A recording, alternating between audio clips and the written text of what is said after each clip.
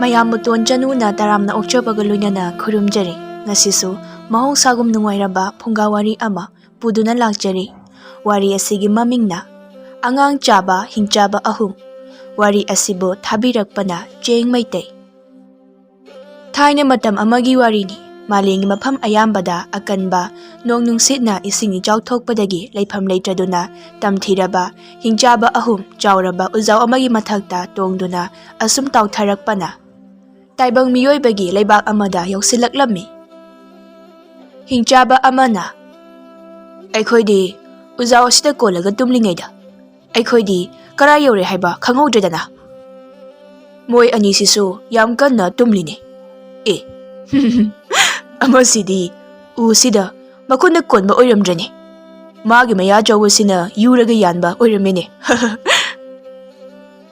ꯍꯤꯡꯆꯥꯕ ꯑꯅꯤꯁꯨꯕ ꯑꯗꯨꯅ "ꯀꯔꯤꯒꯤꯅꯣ ꯅꯪꯅ ꯑꯗꯨꯛ ꯀꯟꯅ ꯅꯣꯛꯂꯤꯕꯗꯨꯅ? ꯑꯦ ꯑꯩꯈꯣꯏꯗꯤ ꯀꯔꯥꯏ ꯌꯧꯔꯕ? ꯑꯗꯨꯒ ꯑꯩꯅ ꯉꯁꯥꯏꯗꯒꯤ ꯐꯃꯨꯡꯗ ꯅꯨꯡꯉꯥꯏꯅ ꯇꯨꯝꯂꯤꯕ꯭ꯔꯥꯅ ꯈꯜꯂꯨꯔꯒ ꯎꯖꯥꯎ ꯑꯀꯪꯕꯁꯤꯗ ꯑꯣꯏꯔꯝꯂꯦꯗꯅ꯫ ꯍꯤꯡꯆꯥꯕ ꯑꯃꯗꯨꯅ "ꯐꯃꯨꯡꯗ ꯇꯨꯝꯕ ꯀꯥꯏꯅ ꯏꯁꯤꯡ ꯏꯆꯥꯎ ꯊꯣꯛꯇꯨꯅ ꯊꯋꯥꯏ ꯍꯤꯡꯅꯕ ꯎꯖꯥꯎ ꯑꯁꯤꯗ ꯇꯣꯡꯂꯒ ꯂꯥꯛꯏꯁꯤꯗ꯫ ꯑꯍꯨꯝꯁꯨꯕ ꯍꯤꯡꯆꯥꯕ ꯑꯗꯨꯅ ꯑꯃꯨꯛ "ꯀꯩꯅꯣ ꯎꯁꯤꯗ ꯄꯜꯂꯤꯁꯤꯅ? ꯑꯦ ꯑꯁꯤꯗꯤ ꯑꯩꯒꯤ ꯌꯥꯅꯤꯅꯦ꯫ ꯑꯣꯟꯊꯣꯛꯂꯨꯅ ꯆꯪꯂꯝꯂꯦꯗ ꯃꯔꯨꯞ꯫ ꯑꯩꯒꯤ ꯌꯥꯁꯦ ꯎꯖꯥꯎ ꯑꯁꯤꯗ ꯆꯪꯈ꯭ꯔꯅꯤ, ꯑꯃꯨꯛꯇ ꯁꯠꯂꯨ ꯂꯥꯎꯅꯦꯍꯦ꯫ ꯍꯤꯡꯆꯥꯕ ꯑꯅꯤꯗꯨꯅ "ꯃꯔꯣꯟ ꯁꯨꯕ ꯁꯨꯗꯕꯣꯏ ꯉꯥꯡꯂꯤꯁꯤ ꯌꯦꯡꯉꯨꯅꯤ꯫ ꯁꯦ ꯂꯥꯡꯒꯅꯨꯀꯣ, ꯉꯛꯁꯝꯁꯤꯗ ꯈꯣꯡꯄꯥꯛꯁꯤꯅ ꯅꯦꯠꯂꯒ ꯁꯠꯀꯦ꯫ ꯌꯥꯔꯦ ꯌꯥꯔꯦ, ꯑꯩ ꯑꯗꯨꯝ ꯁꯠꯇꯣꯛꯆꯔꯒꯦ꯫ ꯑꯗꯣ ꯑꯩꯈꯣꯏ ꯑꯍꯨꯝꯕꯨ ꯀꯔꯥꯏꯗꯅꯣ ꯇꯥꯎꯊꯔꯛꯏꯕꯁꯤꯕꯣ? ꯑꯩꯈꯣꯏꯒꯤ ꯂꯩꯕꯥꯛ ꯑꯗꯨꯅ ꯀꯔꯣꯝꯗ ꯂꯩꯍꯧꯔꯕ?" ꯍꯤꯡꯆꯥꯕ ꯑꯅꯤꯗꯨꯅ "ꯑꯩꯈꯣꯏ ꯑꯅꯤꯁꯨ ꯈꯪꯗꯦꯅꯦ, ꯑꯩꯈꯣꯏ ꯑꯍꯨꯝ ꯀꯔꯥꯏꯗꯅꯣ ꯂꯩꯔꯤꯕꯁꯦ ꯍꯥꯏꯕ꯫ ꯄꯨꯛꯅꯀ ꯈꯨꯂꯥꯝ ꯑꯃ ꯆꯥꯗꯕꯅꯤ꯫ ꯀꯥꯟꯅꯗꯦ, ꯑꯩꯈꯣꯏ ꯑꯍꯨꯝ ꯀꯨꯝꯊꯔꯁꯤ꯫ ꯅꯣꯡꯁꯨ ꯍꯥꯡꯈ꯭ꯔꯦ, ꯑꯗꯨꯒ ꯁ꯭ꯋꯥꯏꯗꯗꯤ ꯏꯁꯤꯡ ꯏꯆꯥꯎꯁꯨ ꯀꯩꯁꯨ ꯊꯣꯛꯈꯤꯗꯕ ꯃꯥꯜꯂꯤ꯫ ꯂꯥꯎ ꯃꯔꯨꯞ ꯑꯅꯤ." ꯍꯤꯡꯆꯥꯕ ꯑꯅꯤꯗꯨꯅ "ꯅꯪꯅ ꯍꯥꯏꯔꯤꯕꯗꯨꯅ ꯐꯅꯤ꯫ ꯑꯩꯈꯣꯏ ꯑꯅꯤꯁꯨ ꯄꯨꯛꯆꯩ ꯂꯥꯝꯕꯅ ꯅꯣꯡ ꯈꯣꯡꯕꯒꯨꯝꯅ ꯈꯣꯡꯂꯕꯅꯤ꯫ ꯃꯁꯤꯒꯤ ꯂꯩꯕꯥꯛ ꯑꯁꯦ ꯑꯩꯈꯣꯏ ꯍꯤꯡꯆꯥꯕꯒꯤ ꯂꯩꯕꯥꯛ ꯅꯠꯇꯦꯕꯨ." ꯑꯃꯗꯨꯅ ꯑꯃꯨꯛ "ꯀꯃꯥꯏꯅ ꯈꯪꯂꯤꯕ ꯅꯣꯏ ꯑꯅꯤꯗꯤ? ꯃꯐꯝ ꯑꯁꯦ ꯍꯤꯡꯆꯥꯕꯒꯤ ꯂꯩꯕꯥꯛ ꯅꯠꯇꯦꯗꯤ." ꯍꯤꯡꯆꯥꯕ ꯑꯃꯅ ꯑꯃꯨꯛ "ꯍꯤꯡꯆꯥꯕꯒꯤ ꯂꯩꯕꯥꯛ ꯑꯣꯏꯔꯕꯗꯤ ꯅꯝꯊꯤꯕꯅ ꯂꯣꯏꯔꯣꯏꯗ꯭ꯔꯣ? ꯑꯩꯈꯣꯏ ꯃꯁꯦꯟ ꯈꯠꯅꯕꯒꯤ ꯐꯨꯅꯕꯒꯤ ꯂꯥꯡꯕꯅꯁꯨ ꯃꯐꯝ ꯑꯁꯦ ꯅꯤꯜꯂꯅꯤ꯫ ꯃꯁꯤꯒꯤ ꯂꯩꯕꯥꯛ ꯑꯁꯤꯗꯤ ꯅꯨꯡꯁꯤꯠꯅ ꯁꯦꯡꯂꯤꯕ, ꯏꯪꯅ ꯆꯤꯛꯅꯁꯨ ꯂꯩꯔꯤꯕ, ꯌꯥꯝꯅ ꯈꯦꯠꯅꯗ꯭ꯔꯣꯅꯦ ꯑꯩꯈꯣꯏꯒꯤ ꯂꯩꯕꯥꯛꯇꯨꯒ?" ꯑꯃꯅ ꯑꯃꯨꯛ "ꯅꯪꯅ ꯍꯥꯏꯔꯤꯗꯣ ꯌꯥꯝ ꯆꯨꯝꯃꯤ꯫ ꯑꯗꯨꯅꯗꯤ ꯑꯩꯈꯣꯏꯅ ꯂꯥꯛꯏꯕ ꯂꯩꯕꯥꯛ ꯑꯁꯦ ꯁꯣꯏꯗꯅ ꯇꯥꯏꯕꯪ ꯃꯤꯑꯣꯏꯕꯒꯤ ꯂꯩꯕꯥꯛ ꯑꯣꯏꯗꯣꯏꯅꯤ." ꯍꯤꯡꯆꯥꯕ ꯑꯃꯅ "ꯑꯗꯨꯗꯤ ꯑꯍꯥꯎ ꯑꯍꯥꯎꯕ ꯃꯌꯥꯝ ꯑꯃ ꯆꯥꯕ ꯐꯪꯒꯅꯤꯗꯣ꯫ ꯇꯥꯏꯕꯪ ꯃꯤꯑꯣꯏꯕꯒꯤ ꯑꯉꯥꯡ ꯑꯁꯦ ꯆꯥꯕꯗ ꯌꯥꯝ ꯍꯥꯎꯋꯦ ꯍꯥꯏꯅꯕꯅꯤ." ꯑꯃꯅ ꯑꯃꯨꯛ "ꯑꯩꯗꯤ ꯆꯥꯔꯦ, ꯈꯨꯍꯥꯎ ꯆꯥꯗꯕꯅꯤ." ꯍꯤꯡꯆꯥꯕ ꯑꯅꯤꯗꯨꯅ "ꯏꯁ ꯑꯩꯗꯤ ꯆꯥꯔꯦ ꯀꯥꯏꯅ ꯅꯪꯒꯤ ꯑꯣꯏꯔꯣꯏ ꯄꯥꯔꯣꯏꯗꯕ ꯋꯥꯗꯣ ꯉꯥꯡꯒꯅꯨꯅꯦ꯫ ꯑꯁꯦꯡꯕꯅꯦ ꯆꯥꯔꯤ, ꯈꯨꯍꯥꯎ ꯆꯥꯗꯕꯅꯤ꯫ ꯀꯃꯥꯏꯅ, ꯀꯔꯥꯏꯗꯒꯤ ꯆꯥꯔꯤꯕ?" "ꯑꯩꯅ ꯅꯍꯥ ꯈꯔ ꯑꯣꯏꯔꯤꯀꯥꯟꯗ ꯑꯩꯈꯣꯏ ꯄꯨꯄꯨꯅ ꯇꯥꯏꯕꯪ ꯃꯤ ꯑꯉꯥꯡ ꯑꯃ ꯄꯨꯔꯛꯈ꯭ꯔꯦ, ꯑꯗꯨꯒ ꯑꯩꯈꯣꯏ ꯏꯃꯨꯡꯒꯤ ꯍꯤꯡꯆꯥꯕ ꯂꯣꯏꯅ ꯆꯥꯃꯤꯟꯅꯈ꯭ꯔꯦ." ꯍꯤꯡꯆꯥꯕ ꯑꯅꯤꯗꯨꯅ "ꯌꯥꯔꯦꯍꯦ, ꯅꯣꯏ ꯄꯨꯄꯨꯗꯤ ꯑꯩꯈꯣꯏꯅ ꯄꯤꯛꯂꯤꯀꯥꯟꯗ ꯁꯤꯈ꯭ꯔꯕꯗꯨꯕꯣ? ꯉꯥꯏꯈꯣ, ꯑꯉꯥꯡ ꯑꯃ ꯀꯞꯄꯒꯤ ꯃꯈꯣꯟ ꯇꯥꯏ꯫ ꯀꯔꯣꯝꯗꯅꯣ? ꯃꯥꯏꯀꯩꯁꯤ ꯌꯦꯡꯉꯨꯍꯦ꯫ ꯑꯁꯣꯝꯗꯅꯤ." ꯍꯤꯡꯆꯥꯕ ꯑꯃꯅ "ꯇꯨꯃꯤꯟꯅ ꯆꯠꯁꯤ꯫ ꯇꯥꯏꯕꯪ ꯃꯤꯅ ꯑꯩꯈꯣই ꯍꯤꯡꯆꯥꯕ ꯂꯥꯛꯑꯦ ꯈꯪꯈ꯭ꯔꯕꯗꯤ ꯑꯩꯈꯣꯏ ꯑꯍꯨꯝ ꯑꯣꯏꯅ ꯑꯃꯨꯛ ꯁꯤꯅꯤ꯫ ꯃꯣꯏ ꯇꯥꯏꯕꯪ ꯃꯤꯒꯤ ꯑꯃ ꯂꯩ ꯍꯥꯏꯕꯅꯤ." ꯀꯅꯥꯅ ꯂꯥꯜꯂꯤ, ꯀꯅꯥꯅ ꯆꯨꯝꯃꯤ ꯈꯪꯗꯕꯤꯗ ꯆꯪꯉꯛꯄ ꯄꯪꯐꯨꯗ ꯐꯨꯔꯒ ꯍꯥꯠꯄꯤꯃ." ꯃꯣꯏ ꯑꯅꯤꯗꯨꯅ "ꯅꯪ ꯌꯥꯝꯅ ꯍꯩꯄꯥ ꯁꯥꯏꯍꯦ, ꯌꯥꯝꯅ ꯈꯪꯕ ꯍꯩꯕꯒꯤ ꯇꯥꯏꯞꯇ꯫ ꯑꯁꯤꯒꯤ ꯌꯨꯝꯁꯤꯗꯅꯤ ꯑꯉꯥꯡ ꯀꯞꯄꯤꯁꯦ꯫ ꯂꯥꯎꯍꯦ, ꯆꯪꯂꯒ ꯐꯥꯎꯔꯁꯤ, ꯑꯗꯨꯒ ꯍꯦꯛꯇ ꯆꯥꯊꯔꯁꯤ." ꯑꯉꯥꯡꯒꯤ ꯃꯄꯥ ꯑꯗꯨꯅ "ꯃꯃꯥ, ꯑꯉꯥꯡꯗꯣ ꯑꯃꯨꯛꯇ ꯀꯞꯄꯗꯣ ꯊꯦꯡꯃꯨꯅꯦꯍꯦ꯫ ꯊꯕꯛꯅꯒ ꯋꯥꯅ ꯁꯨꯔꯨꯕꯒ ꯋꯥꯕꯅ ꯌꯥꯗ꯭ꯔꯦ, ꯑꯩ ꯉꯥꯏꯍꯥꯛꯇ ꯄꯣꯊꯥꯒꯦꯅꯦ." "ꯑꯩꯁꯨ ꯊꯦꯝꯂꯤꯅꯤ ꯃꯣꯏ ꯃꯄꯥ꯫ ꯏꯕꯨꯡꯉꯣ ꯀꯞꯄꯗꯣ ꯇꯣꯛꯂꯨꯗ ꯅꯪꯕꯣ, ꯅꯄꯥꯁꯦ ꯉꯥꯏꯍꯥꯛꯇ ꯄꯣꯊꯥꯍꯟꯒꯦ꯫ Napase hayeng ngana thabak amu chattoini. Tali aidi kapkhini. Mapana onthokna taningkhireda. Ibungo nangi ningaise. Ipa yamna saroktoreko ko. Nungtigi tumlamdai khudingi ningai sum tawbrabu nang mapana kapningadi kapona thamsani ko. Ima babana ai mapana thamgani hairi. Babase phu ima. Yare de ibungo khara kapade. Imana haiba yadradi mapanda napana thamdrabasu aini oine thamsani. Adu oirabadi hingchaba laklaga chajakkhidana. Hingchaba amana aikhoi lai haibadi mama ase kamani khangi jano. Amana amu aikhoi pupuna haibada taibang miyoibase yamna singinasu hairami. Adunani aikhoi lai haibase moina khanglamisi. Moi anina moi pupuse amu palaiani.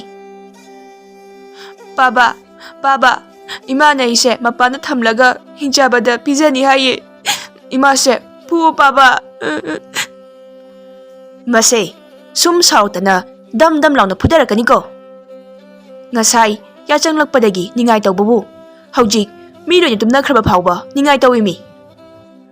Nati ma ningai tawribase karigi ningai na haibasu khangdi. Masibu ichanu pama khak yawena haraurubasidi sono chubra khangdeba. Kari wangang sangang no he mina taragi chase kainena khanbidoino. Ibungo laoda famung jangnase imasu tumningle. Tali tumoi adi kapkhini. Baba na ai sono chui haye. Imau baba se amasilase. Mama na masidi puragi isum karai kupaksi na masi kapningadi kapo. Ima pati ipasu pati ai kanam talaite. Karai degi tamla ibalono mana ngangli ba yamasibo. Yare tumuro ma kapningladi kapsa husani. Nang kaphauro ko ima phamungna change ko.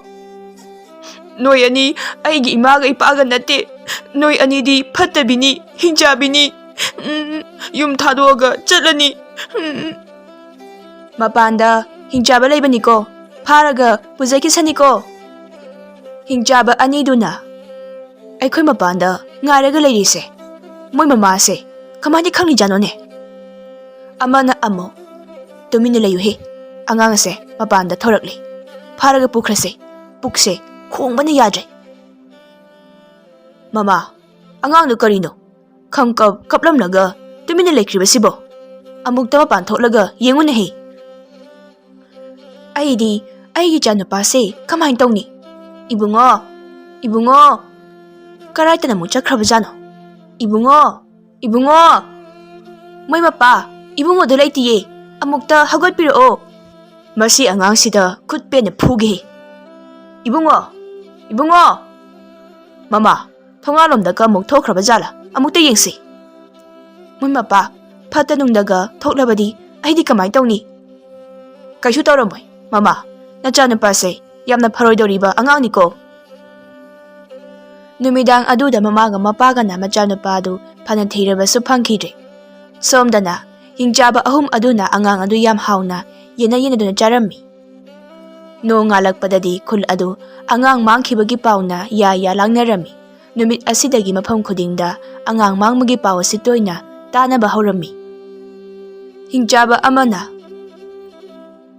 marup ani ada sagon tong mamiyoi ani laurag chatlibasi ubra. Hoine uine aikhoi mitangdine. Moi anina lauribasidi tabra. Adudi tadibu. Noi ani nanani khara tathirene dude. Adudi hainuda aikhoi anibu na tathire kaina. Nang taradi kari hana lauribano haibado hayuni. Phagi tawbani aisu tadi. Ado angang kaina kaino yam laurine. Hingjaba aniduna adudi aikhoi ni su taini. Handak marak aikhoi humna angang sum chathokpasida angang laisilekraduna angang masing henna poknaba lauri chalo. ꯑꯗꯨꯗꯤ ꯑꯣꯏꯔꯝꯃꯣꯏꯍꯦ ꯑꯩꯈꯣꯏ ꯄꯨꯄꯨꯅ ꯍꯥꯏꯔꯝꯕꯗ ꯅꯣꯏꯒꯤ ꯄꯨꯄꯨꯗꯣ ꯑꯃꯨꯛ ꯌꯥꯎꯔꯛꯑꯕ꯭ꯔꯥ ꯑꯩꯈꯣꯏ ꯄꯨꯄꯨꯅ ꯇꯥꯏꯕꯪ ꯃꯤꯒꯤ ꯃꯔꯝꯗ ꯍꯥꯏꯔꯝꯕ ꯋꯥꯗꯣ ꯍꯥꯏꯒꯦ ꯇꯧꯕꯒꯤ ꯋꯥꯅꯤꯗ ꯀꯥꯟꯅꯗꯦ ꯁꯒꯣꯜ ꯇꯣꯡꯕ ꯂꯥꯎꯔꯒ ꯆꯠꯂꯤꯕ ꯃꯣꯏ ꯑꯅꯤꯁꯦ ꯐꯥꯔꯒ ꯍꯦꯛꯊꯍꯜꯂꯁꯤ ꯍꯤꯡꯆꯥꯕ ꯑꯃꯗꯨꯅ ꯑꯗꯨꯅ ꯐꯔꯅꯤ ꯑꯗꯨꯗꯤ ꯀꯝꯗꯧꯅ ꯐꯥꯁꯤꯒꯦ ꯑꯩꯈꯣꯏꯗꯤ ꯈꯨꯜ ꯑꯁꯤꯗ ꯆꯪꯂꯨꯕ ꯌꯥꯔꯣꯏ ꯍꯦꯛ ꯆꯪꯂꯨꯕꯗ ꯑꯩꯈꯣꯏ ꯑꯍꯨꯝꯁꯦ ꯑꯉꯥꯡ ꯆꯥꯕ ꯍꯤꯡꯆꯥꯕꯅꯤ ꯍꯥꯏꯕ ꯈꯪꯈ꯭ꯔꯅꯤ ꯑꯃꯅ ꯑꯃꯨꯛ ꯑꯩ ꯀꯧꯒꯦꯁꯦ ꯅꯣꯏ ꯑꯅꯤ ꯇꯨꯃꯤꯟꯅ ꯑꯗꯨꯝ ꯂꯩꯌꯨ ꯑꯣ ꯇꯥꯔꯤꯕ꯭ꯔꯣ ꯁꯒꯣꯜ ꯇꯣꯡꯕ ꯄꯥꯎꯖꯦꯟ ꯄꯨꯕ ꯅꯨꯄꯥ ꯑꯅꯤ ꯅꯣꯏ ꯑꯅꯤꯅ ꯂꯥꯎꯔꯤꯕꯗꯣ ꯏꯄꯨꯗꯤ ꯑꯍꯜ ꯑꯣꯏꯕꯅ ꯆꯠꯄꯁꯨ ꯉꯝꯗ ꯉꯥꯁꯨ ꯇꯥꯊꯤꯕꯅ ꯀꯔꯤꯃꯠꯇ ꯇꯥꯗ꯭ꯔꯦꯅꯦ ꯌꯥꯔꯒꯗꯤ ꯁꯤꯗ ꯑꯃꯨꯛꯇ ꯂꯥꯛꯑꯒ ꯍꯥꯏꯔꯨ ꯂꯥꯎꯅꯍꯦ ꯁꯒꯣꯜ ꯇꯣꯡꯕꯅ ꯀꯔꯣꯝꯗꯅ ꯃꯔꯨꯞ ꯑꯍꯜ ꯑꯃꯅ ꯏꯕꯥꯅꯤꯕꯨ ꯀꯧꯔꯛꯂꯤꯕꯁꯤꯕꯣ ꯁꯒꯣꯜ ꯇꯣꯡꯕ ꯑꯃꯗꯨꯅ ꯑꯥꯒꯤ ꯆꯤꯡꯌꯥ ꯑꯁꯤꯗꯒꯤ ꯃꯥꯜꯂꯤ ꯁꯣꯜꯂꯕ ꯑꯍꯜ ꯑꯃꯒꯤ ꯈꯣꯟꯖꯦꯜꯅꯤ ꯌꯥꯝꯅ ꯅꯨꯡꯉꯥꯏꯇꯦ ꯂꯥꯎ ꯑꯃꯨꯛꯇ ꯆꯪꯕꯤꯔꯨꯁꯤ ꯃꯔꯨꯞ ꯁꯣꯜꯂꯕ ꯑꯍꯜ ꯑꯃꯒꯤ ꯈꯣꯟꯖꯦꯜꯕꯨ ꯑꯁꯨꯛ ꯍꯧꯅ ꯏꯕꯥꯅꯤ ꯇꯥꯅꯕ ꯆꯤꯡꯌꯥ ꯑꯁꯤꯗꯒꯤ ꯂꯥꯎꯔꯛꯀꯗ꯭ꯔꯅꯤ ꯑꯗꯨꯒ ꯑꯁꯣꯟꯕ ꯑꯍꯜ ꯑꯣꯏꯔꯒ ꯆꯤꯡꯌꯥ ꯑꯁꯤꯗ ꯀꯩꯗꯧꯔꯤꯕ ꯑꯁ ꯃꯔꯨꯞ ꯅꯪꯁꯦ ꯃꯔꯩ ꯌꯥꯝꯅ ꯌꯦꯠꯂꯤꯍꯦ ꯃꯤꯅꯨꯡꯁꯤꯒ ꯀꯔꯤꯃꯠꯇ ꯂꯩꯇꯕ ꯃꯥꯜꯂꯤ ꯅꯪ ꯇꯜꯂꯒ ꯑꯩ ꯆꯪꯉꯨꯒꯦ ꯅꯨꯄꯥ ꯑꯃꯗꯨꯅ ꯉꯥꯏꯈꯣ ꯃꯔꯨꯞ ꯁꯥꯎꯔꯒ ꯑꯃꯨꯛ ꯁꯒꯣꯜ ꯑꯁꯦ ꯆꯤꯡꯌꯥ ꯑꯁꯤꯗ ꯊꯧꯖꯤꯟꯈ꯭ꯔꯅꯤ ꯑꯩ ꯈꯨꯟꯒꯤ ꯃꯤ ꯈꯣꯝꯂꯨꯕꯅ ꯐꯅꯤ ꯑꯩꯒꯤ ꯋꯥꯈꯜ ꯑꯁꯦ ꯏꯌꯥ ꯌꯥꯗꯦ ꯍꯤꯡꯆꯥꯕ ꯑꯍꯨꯝꯗꯨꯅ ꯑꯃꯗꯤ ꯆꯠꯈ꯭ꯔꯅꯤ ꯑꯃꯗꯤ ꯂꯥꯛꯏꯅꯦꯍꯦ ꯍꯤꯡꯆꯥꯕ ꯑꯃꯅ ꯅꯪꯗꯤ ꯃꯤꯑꯣꯏꯕꯒꯤ ꯈꯣꯟꯖꯦꯜꯒ ꯁꯥꯕ ꯌꯥꯝ ꯍꯩꯅꯦ ꯍꯦꯛ ꯀꯧꯕꯒ ꯂꯥꯛꯄꯅ ꯍꯥꯜꯂꯦꯕ ꯑꯃꯅ ꯑꯃꯨꯛ ꯇꯥꯏꯕꯪ ꯃꯤꯒ ꯑꯩꯈꯣꯏꯒ ꯆꯞ ꯃꯥꯟꯅꯩ ꯀꯩꯅꯣ ꯈꯦꯠꯅꯔꯤꯕ ꯍꯥꯏꯕꯕꯨ ꯑꯩꯈꯣꯏ ꯍꯤꯡꯆꯥꯕꯁꯤꯡꯅ ꯁꯥꯍꯤꯡ ꯃꯤꯍꯤꯡ ꯆꯥꯏ ꯃꯣꯏꯅ ꯆꯥꯛ ꯆꯥꯏ ꯑꯁꯤꯇꯅꯤ ꯍꯤꯡꯆꯥꯕ ꯑꯅꯤꯗꯨꯅ ꯌꯥꯝ ꯈꯦꯠꯅꯩꯗ ꯇꯥꯏꯕꯪ ꯃꯤꯑꯣꯏꯕꯅ ꯑꯩꯈꯣꯏꯗꯒꯤ ꯃꯁꯥ ꯅꯥꯟꯕ ꯐꯖꯕ ꯍꯦꯜꯂꯤ ꯑꯩꯈꯣꯏꯅ ꯃꯣꯠꯄ ꯅꯝꯊꯤꯕ ꯌꯥ ꯆꯧꯕ ꯁꯝꯅ ꯐꯥꯕ ꯋꯥꯉꯥꯡ ꯁꯉꯥꯡ ꯐꯖꯗꯕꯁꯨ ꯅꯝꯊꯤꯕꯁꯨ ꯌꯥꯝꯅ ꯍꯦꯜꯂꯤ ꯑꯗꯨꯅꯕꯨ ꯍꯤꯡꯆꯥꯕꯅ ꯍꯥꯏꯔꯤꯅꯤ ꯀꯩꯅꯣ ꯅꯠꯇ꯭ꯔꯕꯗꯤ ꯑꯩꯈꯣꯏꯁꯨ ꯇꯥꯏꯕꯪ ꯃꯤꯑꯣꯏꯕꯒ ꯃꯥꯟꯅꯔꯝꯃꯣꯏꯗ꯭ꯔꯣ ꯑꯗꯣ ꯇꯨꯃꯤꯟꯅ ꯑꯃꯨꯛ ꯂꯩꯔꯣ ꯁꯒꯣꯜ ꯇꯣꯡꯕ ꯅꯨꯄꯥꯁꯦ ꯐꯥꯔꯒꯦ ꯑꯗꯨꯒ ꯆꯠꯊꯣꯛꯂꯁꯤ ꯉꯁꯤꯗꯤ ꯑꯍꯜ ꯆꯥꯒꯦ ꯁꯒꯣꯜ ꯇꯣꯡꯕ ꯅꯨꯄꯥ ꯑꯗꯨꯅ ꯑꯍꯜ ꯀꯔꯣꯝꯗ ꯂꯩꯒꯦ ꯑꯩ ꯃꯔꯣꯜ ꯑꯗꯣ ꯍꯥꯏꯖꯔꯝꯂꯒꯦ ꯀꯔꯤꯅꯣ ꯑꯁ꯭ꯋꯥꯏꯗꯗꯤ ꯌꯨꯝꯁꯨ ꯇꯥꯕ ꯑꯃꯠꯇ ꯎꯗꯦ ꯏꯁꯨꯛ ꯍꯦꯛ ꯁꯨꯛꯂꯗꯅ ꯁꯤꯗꯤ ꯑꯩꯒꯤ ꯃꯔꯨꯞꯅ ꯍꯥꯏꯕꯗꯣ ꯆꯨꯝꯗꯧ ꯃꯥꯟꯁꯤꯜꯂꯛꯏꯕꯨ ꯑꯩ ꯆꯠꯍꯧꯔꯒꯦ ꯍꯤꯡꯆꯥꯕꯅ ꯉꯥꯏꯈꯣꯅꯦꯍꯦ ꯍꯦꯛꯇ ꯆꯠꯈꯤꯕ ꯌꯥꯕ ꯅꯠꯇꯦꯅꯦ ꯀꯩꯅꯣ ꯁꯤꯗꯤ ꯑꯍꯜ ꯅꯠꯇꯦ ꯃꯤ ꯔꯣꯕꯣꯠꯂꯣ ꯁꯤꯗꯤ ꯇꯥꯞ ꯂꯥꯎꯅ ꯍꯦꯛꯇ ꯐꯥꯔꯒꯦꯗ ꯑꯗꯨꯒ ꯆꯤꯅꯨꯡ ꯑꯁꯤꯗ ꯄꯨꯁꯤꯟꯈ꯭ꯔꯒꯦ ꯃꯥꯒꯤ ꯁꯒꯣꯜ ꯑꯁꯤꯗꯤ ꯑꯗꯨꯝ ꯆꯦꯟꯖꯈ꯭ꯔꯁꯅꯤ ꯍꯣꯏ ꯃꯥ ꯑꯩ ꯁꯤꯔꯦꯗꯅ ꯁꯤꯗꯤ ꯍꯤꯡꯆꯥꯕ ꯀꯥꯏꯅ ꯍꯥꯏꯅꯕꯗꯨꯅꯤꯅꯦ ꯑꯣ ꯀꯅꯥ ꯀꯅꯥ ꯂꯩꯒꯦ ꯑꯩ ꯑꯃꯨꯛꯇ ꯀꯟꯕꯤꯌꯣ ꯍꯤꯡꯆꯥꯕ ꯑꯃꯅ ꯇꯨꯃꯤꯟꯅ ꯂꯩꯌꯨ ꯅꯔꯩꯗꯣ ꯆꯤꯡꯊꯣꯛꯎꯔꯥ ꯅꯣꯏ ꯑꯅꯤꯅ ꯉꯁꯥꯏ ꯂꯥꯎꯔꯤꯗꯣ ꯀꯔꯤ ꯍꯥꯏꯔꯤꯅꯣ ꯐꯖꯅ ꯍꯥꯏꯌꯨ ꯅꯠꯇ꯭ꯔꯕꯗꯤ ꯅꯪ ꯍꯥꯏꯒꯦ ꯍꯟꯗꯛ ꯃꯔꯛ ꯂꯩꯕꯥꯛ ꯑꯁꯤꯗ ꯑꯉꯥꯡ ꯌꯥꯝꯅ ꯃꯥꯡꯕꯁꯤꯒꯤ ꯃꯃꯥ ꯃꯄꯥ ꯑꯣꯏꯕꯁꯤꯡꯗ ꯃꯆꯥ ꯃꯁꯨꯒꯩ ꯌꯨꯝꯗꯒꯤ ꯍꯦꯟꯗꯅꯕ ꯁꯦꯟꯅꯗꯨꯅ ꯊꯝꯅꯕꯅ ꯂꯥꯎꯖꯕꯅꯤ ꯑꯇꯩ ꯀꯔꯤꯁꯨ ꯍꯥꯏꯖꯕ ꯅꯠꯇꯦ ꯍꯤꯡꯆꯥꯕ ꯑꯍꯨꯝꯗꯨꯅ ꯀꯔꯤ ꯍꯥꯏꯕ ꯑꯩꯈꯣꯏꯅ ꯍꯧꯅ ꯆꯥꯔꯤꯕ ꯑꯉꯥꯡꯁꯤꯡ ꯑꯁꯤꯕꯨ ꯌꯨꯝꯗꯒꯤ ꯍꯦꯟꯗꯣꯛꯍꯟꯗꯅ ꯁꯦꯟꯅꯔꯒ ꯊꯝꯈ꯭ꯔꯕꯗꯤ ꯑꯩꯈꯣꯏ ꯑꯍꯨꯝꯗꯤ ꯀꯔꯤ ꯆꯥꯔꯒ ꯍꯤꯡꯉꯨ ꯍꯥꯏꯕꯅꯣ ꯍꯥ ꯍꯤꯡꯆꯥꯕ ꯑꯃꯅ ꯑꯃꯨꯛ ꯑꯗꯨꯃꯥꯏꯅ ꯂꯥꯎꯕꯒꯤ ꯃꯍꯨꯠꯇ ꯌꯨꯝ ꯄꯥꯜꯂꯕꯤ ꯅꯨꯄꯤ ꯑꯃꯃꯝꯅ ꯑꯉꯥꯡ 10ꯗꯒꯤ ꯇꯥꯗꯅ ꯄꯣꯛꯀꯗꯕꯅꯤ ꯑꯗꯨꯒ ꯂꯕꯨꯛ ꯂꯝꯍꯥꯡꯗ ꯃꯅꯤꯡ ꯇꯝꯅ ꯁꯥꯟꯅꯍꯟꯒꯗꯕꯅꯤ ꯍꯥꯏꯅ ꯂꯥꯎꯕꯗꯤ ꯀꯔꯤ ꯀꯥꯏ ꯍꯥ ꯑꯗꯨ ꯑꯣꯏꯔꯕꯗꯤ ꯑꯩꯈꯣꯏ ꯄꯨꯛ ꯂꯥꯝꯃꯀꯥꯟꯗ ꯆꯥꯅꯤꯡꯕ ꯑꯉꯥꯡꯗꯣ ꯐꯥꯔꯒ ꯆꯥꯕ ꯌꯥꯏꯗꯅ ꯁꯒꯣꯜ ꯇꯣꯡꯕ ꯅꯨꯄꯥ ꯑꯗꯨꯅ ꯅꯣꯏ ꯑꯉꯥꯡꯒꯤ ꯃꯍꯨꯠꯇ ꯑꯇꯩ ꯑꯣꯏꯅ ꯆꯥꯕꯗꯤ ꯀꯔꯤ ꯀꯥꯏꯒꯦ ꯅꯣꯏꯅ ꯑꯉꯥꯡ ꯁꯨꯝ ꯆꯥꯔꯕꯗꯤ ꯑꯩꯈꯣꯏ ꯇꯥꯏꯕꯪ ꯃꯤꯑꯣꯏꯕꯁꯦ ꯃꯨꯠꯂꯣꯏꯗ꯭ꯔꯣ ꯍꯤꯡꯆꯥꯕ ꯁꯥ ꯍꯤꯡꯆꯥꯕ ꯑꯃꯅ ꯀꯔꯤ ꯆꯥꯎ ꯍꯥꯏꯔꯤꯕꯅꯣꯅꯦ ꯅꯣꯏꯒꯤ ꯂꯩꯕꯥꯛ ꯑꯁꯤꯗ ꯑꯉꯥꯡꯗꯒꯤ ꯍꯦꯟꯅ ꯍꯥꯎꯕ ꯀꯔꯤ ꯑꯃꯨꯛ ꯂꯩꯔꯤꯒꯦꯅꯦ ꯌꯥꯝ ꯂꯩ ꯀꯩꯅꯣ Ngada hairagana saring, porong, ngaren, rau, katla, ngakra, ngamu, ukabi. Mayamnida, atayna yenganusu. Khara chaw chaninglagana san iroi chaba yai. Hingjaba ahumdu. Karino, mana haiba mayam asibo. Amuktabu tadriba maming ngaktanine. Nangna haibasing adudi. Karayda phangine angang ngактaro. Isingda leridudi. Hingjaba amana. Mana aikhoy ahumse mata manghalaga leiri. Masi oina satho asida. Ngaikho, ai chabi khinu. Malemda khwaidagi hauba amaga hairakhige. Kari haiba. Malemda khwaidagi hauba haiba. Hayu thuna karino. Malemda khwaidagi hauribase. Hudagi hena hauba leite. Hu bu charabadi angang kase amuk hana chaningloi. Hu jage ta hairaga lengi noi. Kari haiba. Hu charadi aikhuloni siroidro ha. Nangise hingjaba aikhoida mi usitribra ha. Nga ye nganu haibadi amata khangde. Hudi khanglamini noi. Nate noibu kari hingjabano. Maro yengu. Ada mi mayam malaklibase ubra. Makuta thangdit amamam supai. Moi singse aikhoi hum mafam asida lei haibase. Kamaina khangniba janone. He, sagon tong munupa. Nang na haibra. Aikhoi hum mafam asida lei haibase. Aidi kamaina haiduno. Ngasaidagi noi ahumgi manakta leiraga. Hingjaba amana. Aikhoi ahum mafam ase thaloktuna chingthak asida adum chengkhrasi. Natrabadi taibang miyoibasing ase chamana khrabadi aikhoi ahum hinglaroi. Hingjaba amana amo. Masigi nupa sina kamai tauba. Thanamlabadi aikhoigi maramda loina haikhrani. Hatlaga chage sunanglaroi. Kamdau sige aikhoi Hingjaba aniduna. Maasu pharaga adum purasi. Horen warakanda chanaba. Ha, aise noi ahumna ngamo oina urabo. Oh, ai mukta kanbiyo. Ai sida laiye. Mising aduna. Asomdani. Tari makholase. Mayam, chingase. Sara laira amadi leire. Aduna mitna singna sangsinsi. Thangten chena paisiko. Hingjaba amana. Nang yam launingadi naikhato. Segai batare he. Hingjaba ahumdo sangman khiduna nupa amado makhyatu segairaga hatoklaga thanamlaga chingya aduda sen khirami. Mayam aduna sangsilubadadi. Nupa adu makhya segaiduna siraga leiramadu thainarami. Numit asidagi kun khudingi pau asum pinakhiduna leibaktuma sara salami. Adubu kun ama khakti pau sitaramde. Hingjaba ahumdo. Wareda chemandana pukka loinare. Hauji akhoi humbu karadi lose haibano.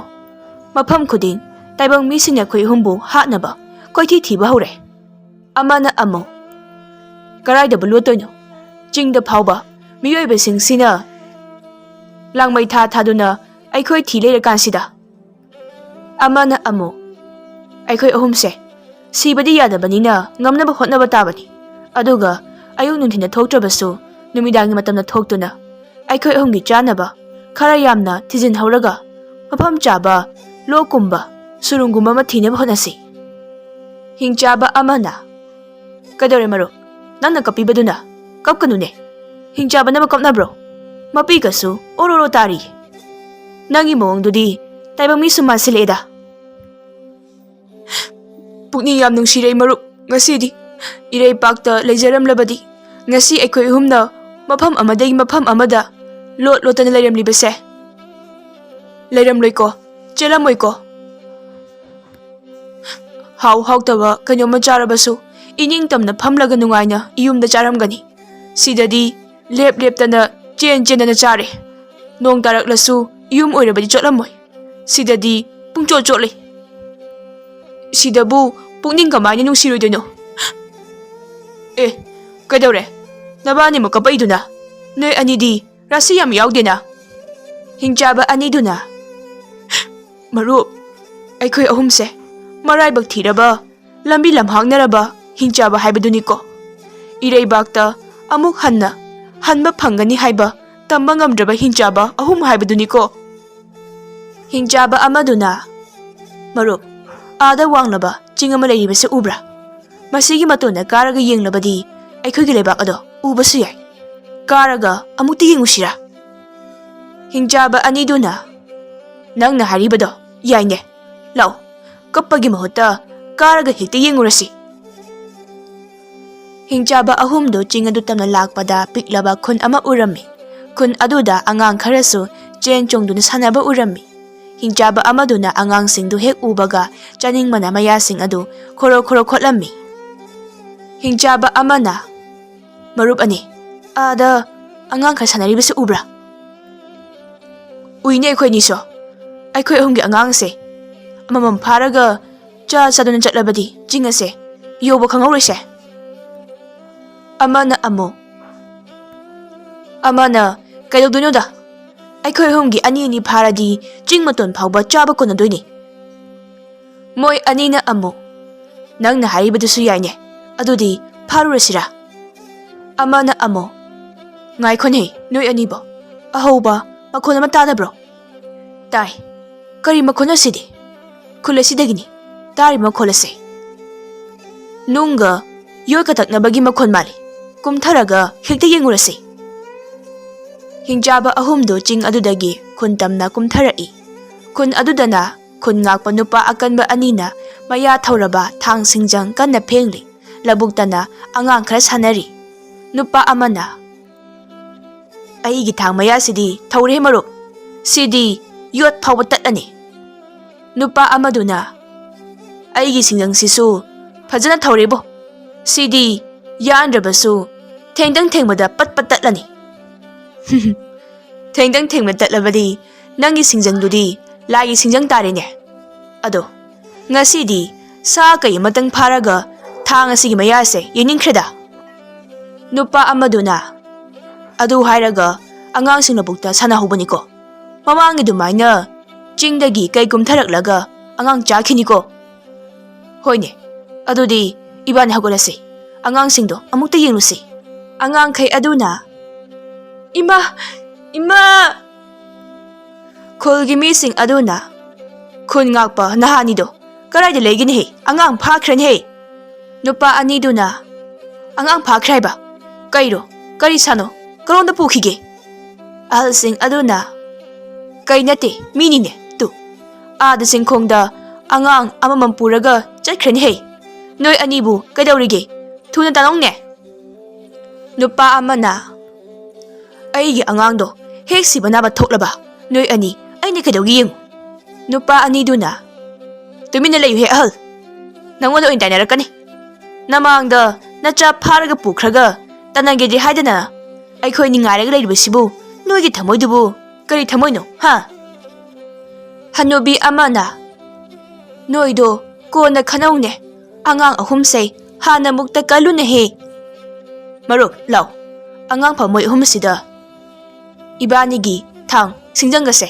kayam thawi haibado yenglurasi Hingjaba ahumduna aikhoi ahumgi matungda saphaba nupa ani yam yangna tanara inhe kana sensine chinga sida thuna kause Hingjaba amana mine kandana kayam kanduno moi ani sisu phakrasi adu oirabadi chingmaton phawbagidi chanabadi konarani Hingjaba adiduna hoi masa mau yamna phaba mali maru chaba ngamdrabasu matongdi ui larabdabu mali nupa aniduna karama bidano moi ahum sibo khujau sadimi oi angang phaba noi ahum ngai khon he angang thamo natrabadi noi ahum sodena na thoi manglini he Hingjaba ahumduna hoi apang matay bang miyoiba noigi thabak oinadi tawdabi chindadada pangang nganglaga akan masaba haipa sabado Hingjaba ikhoidadi kaisu kanaroi adugi saru angang ahumse aikhoidagi ngamlaga kanjarula ngamdragana na thwai anido mangjurula nupa aniduna kari haiba Hingjaba haiba aikhoigi lebak asidadi karaidagi Hingjaba laiba phai Hingjaba oigera lai oigera ngasidi hatpa taredana nupa amana adu oirabadi noi ahum sinaba sem saro he Hingchaba oirabasu, taibang mi oirabasu, lai oirabasu, ngasidi hatlani he. Hingchaba ahumduna. Khonjen da phawbadi thauna phai he. Nupa da nupa mali. Lao lo, ngari noi anibo. Hingchaba amana. Angang ase, payu marup ani. Ay nupa ani se, amukta phage. Hingchaba ani duna. Marup, uzaw ma phukho. Nupa ani se, khula yawi. Picture abasu, masamaw yampai. Hingchaba amaduna. Adu oirabadi. Masigi khuchabi uase oina, hekta phuklage. Nupa ani duna. Marup, hingchaba se, mapanga yam kali he. Khara section siko.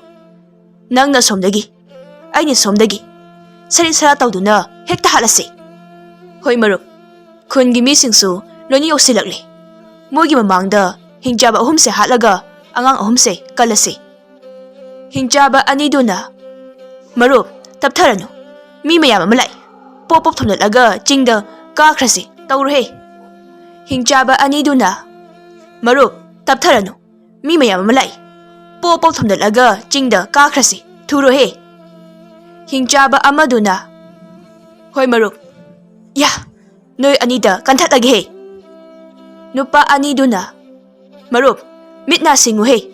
Hingchaba se ngangduna sensilai he. Hingchaba ani duna. Nupa ani sidi sari sarayam haini he. Aigi marup ki ujaw sina kanbadabu sungpan pandene. Iya, onthona yengba nungai khideda. Hingchaba amana. Aina kanba oirabadi ngasaina paladabani. Tungda layine marup. As, pangkhida ko nang se. Apikpa misi phawba hek hatpa ngamdemi. Nupa ani duna. Marup, kuiragumsi. Ani masu hatabu watli. Hoy, adudi thangi maya yenglage he. Makhut namase kaklage he. Iya. Khuna man taikre. Hingchaba ani du. Hazai khideda. Nang amu angang ase seno. Ay amu maruki mateng pangloge he. Nupa amana. Makhut namasiso. Makhong se. Amu aroy badana mangak se. Patlaw na kathat ke he. Ya. Hingchaba amaduna. Haigi marup sidi makak kaktuna hakraba ko. Marup, angang do ay senage. Nang wani nupa ani se halujo. Yani, angang sidi ay dum senage. Nang wani haluro. Nang di ay koy ahumda khwaligi kanba hingchaba ni kaino. Hoy, ay sukhangi. Ado, nang sukali dudi. Natungda yengun he. Nupa ni se sensil ene. Hera, siraga si changaga chang. Masigi uzaw se phuklaga hekta kanthatlage he. Ya. Pandene. Moy ni se yong no olapra kaino pangchong chongi ne. Kaino. Ai ni paiba uzaw se. Moy ani gi thang singjang asina yanbada loya tekle ne. Thaja khideda. Miyoy marakta su suguma mi lairamgani haibadi. Nupa amana. Marup, masi masu halasi. Iya. Marup, nang chenkro he. Kari haiba marup.